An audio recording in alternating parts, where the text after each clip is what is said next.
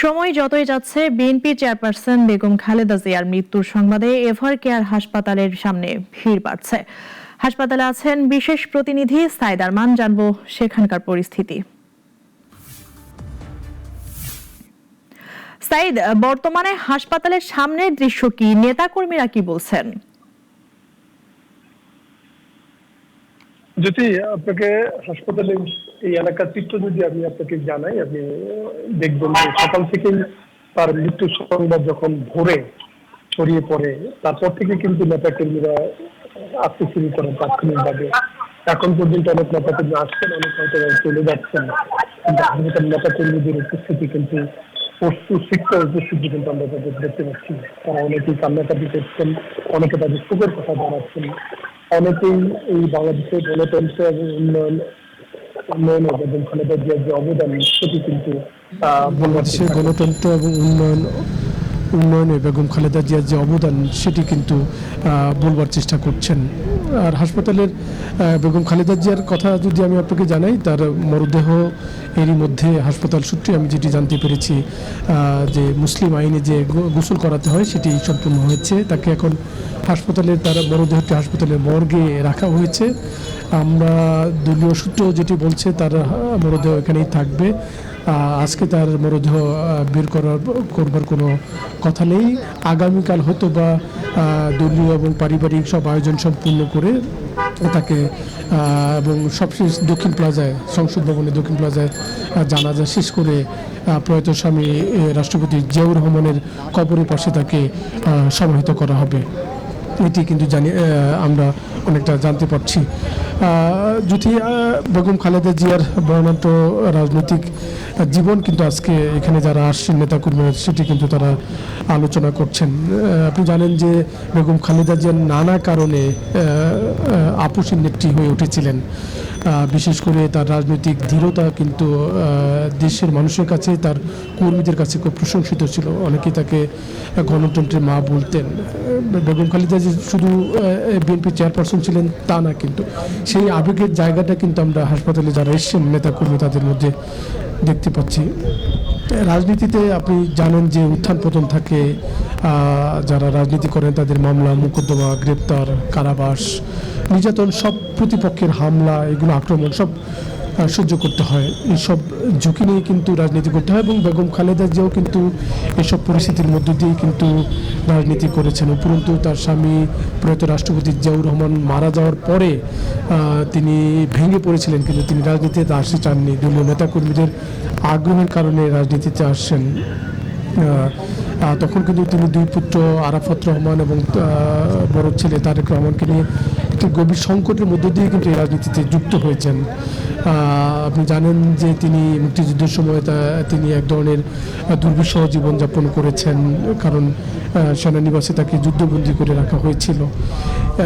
এমন প্রেক্ষাপটে রাজনীতিতে এসে তিনি 1982 সালে যখন বিএনপির প্রাথমিক সদস্যপদ নেন, তারপর থেকে তার রাজনৈতিক উত্থান শুরু হয় এবং বিএনপিকে তিনি অত্যন্ত দৃঢ়ভাবে বলিষ্ঠ নেতৃত্ব দিয়ে কিন্তু 1991 সালের যে নির্বাচন সেখানে তিনি ক্ষমতায় নিয়ে আসছেন। সেসব বিষয় কিন্তু নানা মহলেই প্রশংসিত হয়েছে। তিনি তত্ত্বাবধায়ক সরকারের সময়ে কারাগারে যেতে হয়েছে তাকে। 2 বছর 1 মাস কারাগারে ছিলেন এবং সেই মামলাগুলি কিন্তু শেষ পর্যন্ত অন্তর্বর্তী সরকারের আমলে কিন্তু আমরা দেখলাম যে তিনি সেই মামলাগুলি থেকে রেহাই পেলেন। বিএনপি যারা নেতাকর্মী এখানে আসছে তারা কিন্তু অনেকেই বলছে যে আসলে খালেদা জিয়া আর যদিও তার বয়স 80 হয়েছিল,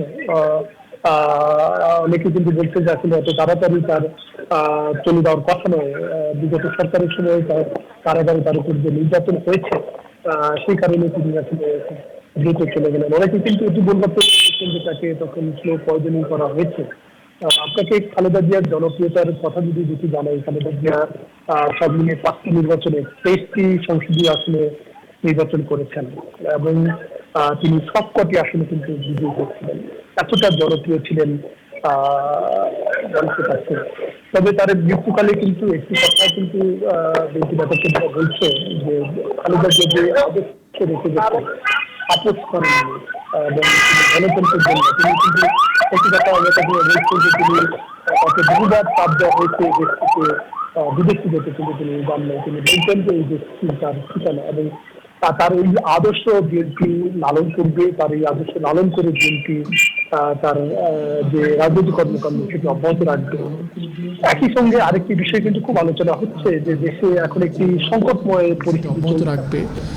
একই সঙ্গে আরেকটি বিষয় কিন্তু খুব আলোচনা হচ্ছে যে দেশে এখন একটি সংকটময় পরিস্থিতি চলছে। আপনি জানেন যে বাংলাদেশের গণতান্ত্রিক প্রক্রিয়া হোঁচট খেয়েছে।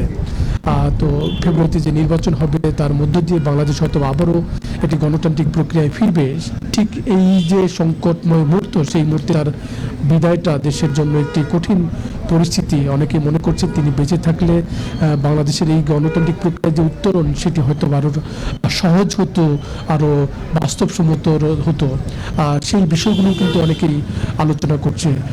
সব মিলিয়ে খালেদা জিয়ার এই মৃত্যু বিএনপি এবং বাংলাদেশের রাজনীতি, গণতন্ত্র, নির্বাচন ব্যবস্থা সব কিছুর জন্য একটি অপূরণীয় ক্ষতি। একই সঙ্গে তারেক রহমান খালেদা জিয়ার বড় ছিলেন, তার আসলে পরিবারে তার, আপনি জানেন যে তার বাবা নেই, তার ছোট ভাই আরাফাত রহমান কোকও কিন্তু মারা গিয়েছেন, এবং এখন তার মা মারা গেলেন। আপনাকে খালেদা জিয়ার প্রসঙ্গে আরেকটি তথ্য জানাতে চাই। যদি আওয়ামী লীগ সরকার প্রথম এদের দায়িত্ব নেওয়ার পরে 2010 সালে তাকে সেনানিবাসের মইনুলের বাড়ি থেকে যখন উচ্ছেদ করা হয়, তখন কিন্তু তার অশ্রুসজল চোখ, তিনি কেঁদেছেন, কিন্তু সংযত থেকেছেন, আত্মমর্যাদা রক্ষা করবার চেষ্টা করেছেন। সেটিও কিন্তু অনেক নেতাকর্মী আজকে বলবার চেষ্টা করছে। নেতাকর্মীরা শোকে বিহ্বল, তবে এই শোক কাটিয়ে সাংগঠনিক শক্তি দিয়ে তারা তার জীবন, আদর্শ, তার যে দৃঢ়তা, আপোষহীন নেত্রীর যে গুণাবলী তিনি তৈরি করেছেন সেটি বিএনপি লালন করবে। সেটি কিন্তু বিএনপির প্রত্যেকটি নেতাকর্মী মনে করে, এবং দেশের মানুষ প্রত্যাশা করে বিগত দিনগুলিতে বিএনপির ভুল ত্রুটি শুধরে আগামী দিনে তারা জীবন আদর্শ মেনে, খালেদা জিয়ার জীবন আদর্শ মেনে তাদের রাজনৈতিক কর্মকাণ্ড পরিচালনা করবে। জ্যোতি। জি সাইদ, আপনাকে অসংখ্য ধন্যবাদ। প্রয়োজনে আবারও যুক্ত হবো আপনার সঙ্গে।